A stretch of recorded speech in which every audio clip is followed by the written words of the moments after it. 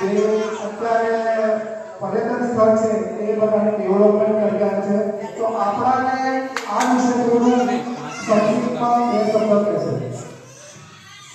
જય મહાદેવ, જય ભારત માતા. હું અહીંયા પહેલી વાર આવ્યો હતા, ત્યાં મારા માટે અચાનક હતી, પણ આપણા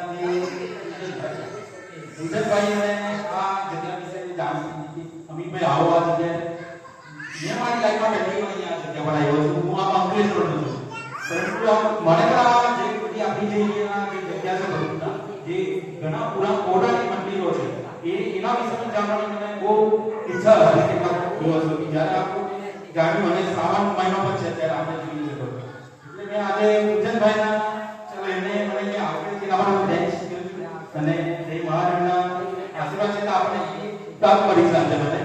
અને બીજી રીતે આપણે આજે વિશ્વ હિન્દુ પરિસ્થિતિ જે આપણે આ બુક છે જોઈ આ બુક ખરેખર આપણે દરેક લોકોએ વાંચવા જેવી છે. આપણે જે સંસ્કૃતિ વિશે લખેલું છે દરેક લોકોએ ખરેખર આપણે બધા હિન્દુઓ પાસે કોઈ જરૂરી છે. જેથી આ સંસ્કાર હોય એ સંસ્કાર બધા પહેલી નથી. હું દરેક લોકો જે બાળકો છે ખરેખર બધા આપણે સંસ્કાર ઉઠાવશું ખરેખર લોકોને વાંચવી જરૂરી છે બધા.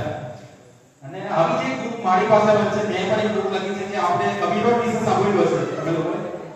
કબીરવટ આખું ચાલો આપણે જૂનો ઇતિહાસ છે એ પણ પૌરાણિક છે. કબીર સાહેબ આવ્યા હતા, પરંતુ એ પર્યાવરણની દ્રષ્ટિએ પણ જોર છે એ જગ્યા એટલે આપણે પર્યાવરણની દ્રષ્ટિએ બુક લખેલી છે.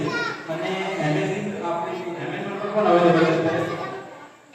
અને એના વિશે મેં આખું સંક્ષિપ્તમાં લખેલું છે જે ખરેખર આપણે જાણતા નથી કે આપણા ભવિષ્યમાં કબીરવટ પણ છે, પરંતુ આપણે લોકો જઈ નહીં શકતા. ખરેખર એનો આપણો ઇતિહાસ જ નથી ખબર. પુસ્તકની જેટલી ભરતી હતી પબ્લિક એને આપણે ઉજાગર કરવાનો છે, લોકો સમજવા જાય અને બહારના લોકો પણ જાણે. તો એ માટે મેં બુક લખી છે